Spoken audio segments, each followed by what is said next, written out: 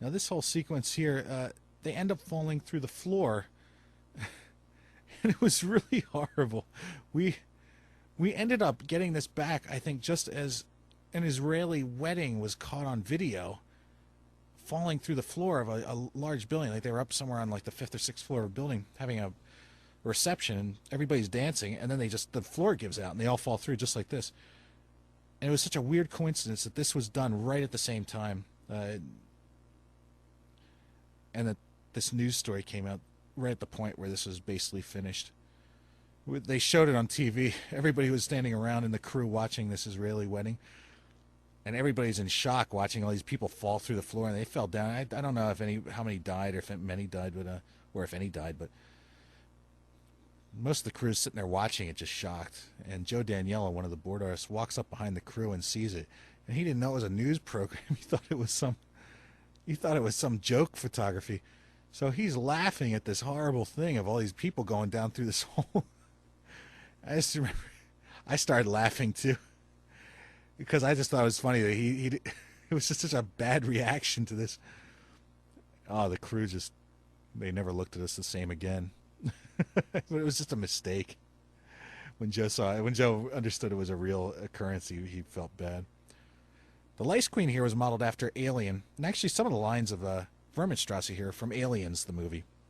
This is like the Queen Alien at the end of the movie, ripping off. It was sort of an idea just ripped off itself from the movies. Never came out as well. It was really poorly animated, and this whole section ends up with gray on gray. I mean, gray characters on gray backgrounds.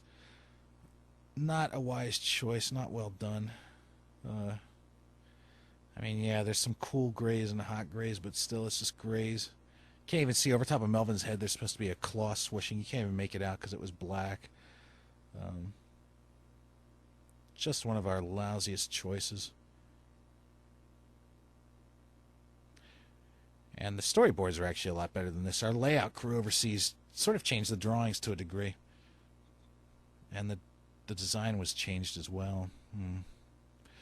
So this part of this episode reminds me of some old classic garbage I used to work on, like Rugrats or Rocket Power. Sorry, Nick, but I'm not too fond of those shows. I like the old Norton Rugrats, but not the newer ones. Not the ones I worked on.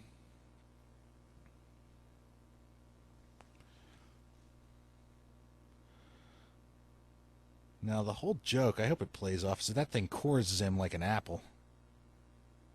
And basically just removes his skin. Originally, we were going to have her pull him out, and it was just going to be a skeleton. Or like an empty husk or something, or, a shaved down husk.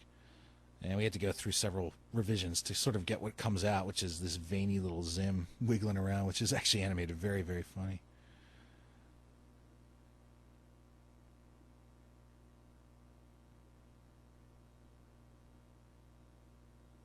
Very nice moment. Dib apologizing. Rarely get any apologies in these shows.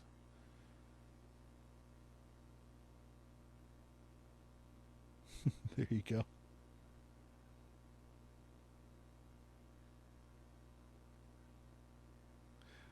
This feels a little bit cheap. I thought that there should have been a different color underneath his skin to show that his skin isn't there anymore. That could be his skin for all you know, because you never see underneath his clothes.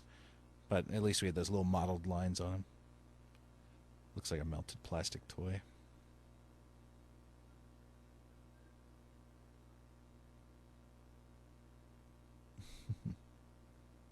This ending with Bitters was manufactured. I think I threw it in because it just ended too soon. It usually it ended with her raising up Zim, and that was it. And it's always good in these sci-fi shows to sort of have a possibility of a recurring strain of or threat.